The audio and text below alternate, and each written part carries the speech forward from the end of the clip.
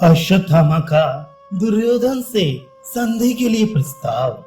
संजय कहते हैं, महाराज, तदनंतर दुर्योधन, कृतवर्मा, शकुनी, कृपाचार्य और कर्ण, ये 5 महारथी श्री कृष्ण और अर्जुन पर प्रणामकारी बाणों का प्रहार करने लगे। ये देख धनंजय ने उनके धनुष, बाण, तरकस, घोड़े, हाथी, रथ और सारथी आदि को अपने बाणों से नष्ट कर डाला। साथ ही उन शत्रुओं का मान मर्दन करके सूत पुत्र कर्ण को 12 बाणों का निशाना बनाया। इतने ही में वहां सैकड़ों रथी, सैकड़ों हाथी सवार और शक, तुषार, यवन तथा काम्बोज देश के बहुत तेरे घुड़सवार अर्जुन को मार डालने की इच्छा से दौड़े आए। परंतु अर्जुन ने अपने बाणों तथा छुरों की मार से उन सबके उत्तम उत्तम अस्त्रों तथा मस्तकों को काट गिराया। उनके घोड़ों, हाथियों और रथों को भी काट डाला। ये देख आकाश में देवताओं की दुंदुभी बज उठी। सभी अर्जुन को साधुवाद देने लगे। साथ ही वहां फूलों की भी वर्षा होने लगी। उस समय द्रोण कुमार अश्वत्थामा दुर्योधन के पास गया और उसका हाथ अपने हाथ में लेकर सांत्वना देता हुआ बोला, दुर्योधन, अब प्रसन्न होकर पांडवों से संधि कर लो। विरोध से कोई लाभ नहीं है। आपस के इस झगड़े को धिक्कार है। तुम्हारे गुरुदेव अस्त्र विद्या के महान पंडित थे, किंतु इस युद्ध में मारे गए। यही दशा भीष्म आदि महारथियों की भी हुई। मैं और मामा कृपाचार्य तो अवध हैं, इसलिए अब तक बचे हुए हैं। अतः अब तुम पांडवों से मिलकर चिरकाल तक राज्य शासन करो।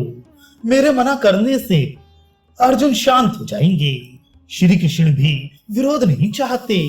युधिष्ठिर तो सभी प्राणियों के हित में ही लगे रहते हैं, अतः वे भी मान लेंगे।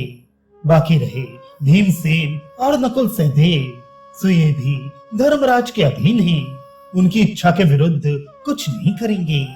तुम्हारे साथ पांडवों की संधि हो जाने पर सारी प्रजा का कल्याण होगा। फिर तुम्हारी अनुमति लेकर ये राजा लोग भी अपने अपने देश को लौट जाएं और समस्त सैनिकों को युद्ध से छुटकारा मिल जाए। राजन, यदि मेरी ये बात नहीं सुनोगे तो निश्चय ही शत्रुओं के हाथ से मारे जाओगे और उस समय तुम्हें बहुत पश्चाताप होगा। आज तुमने और सारे संसार ने ये देख लिया कि अकेले अर्जुन ने जो पराक्रम किया है उसे इंद्र, यमराज, वरुण और कुबेर भी नहीं कर सकते। अर्जुन गुणों में मुझसे बढ़कर है, तो भी मुझे पूर्ण विश्वास है कि वे मेरी बात नहीं टालेंगे। यही नहीं, वे सदा तुम्हारे अनुकूल बर्ताव भी करेंगे। इसलिए राजन, तुम प्रसन्नता पूर्वक संधि कर लो। अपनी घनिष्ठ मित्रता के कारण ही मैं तुमसे ये प्रस्ताव कर रहा हूँ। जब तुम इसे प्रेम पूर्वक स्वीकार कर लोगे तो मैं कर्ण को भी युद्ध से रोक दूंगा। विद्वान लोग 4 प्रकार के मित्र बतलाते हैं। एक सहज मित्र होते हैं जिनकी मैत्री स्वाभाविक होती है। दूसरे हैं संधि करके बनाए हुए मित्र। तीसरे वे हैं जो धन देकर अपनाए गए हैं। किसी का प्रबल प्रताप देखकर जो स्वतः चरणों के निकट आ जाते हैं, शरणागत हो जाते हैं, वे चौथे प्रकार के मित्र हैं। पांडवों के साथ तुम्हारी सभी प्रकार की मित्रता संभव है। वीरवर, यदि तुम प्रसन्नता पूर्वक पांडवों से मित्रता स्वीकार कर लोगे तो तुम्हारे द्वारा संसार का बहुत बड़ा कल्याण होगा।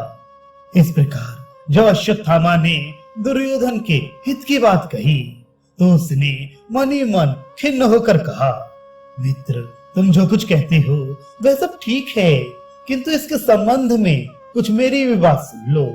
इस दुर्बुद्धि भीमसेन ने दुशासन को मार डालने के पश्चात जो बात कही थी वह अब भी मेरे हृदय से दूर नहीं होती। ऐसी दशा में कैसे शांति मिले? क्यों कर संधि हो? गुरुपुत्र, इस समय तुम्हें कर्ण से युद्ध बंद कर देने की बात भी नहीं कहनी चाहिए, क्योंकि अर्जुन बहुत थक गए हैं। अतः अब कर्ण उन्हें बलपूर्वक मार डालेगा। अश्वत्थामा से यूं कहकर दुर्योधन ने अन्य विनय के द्वारा उसे प्रसन्न कर लिया।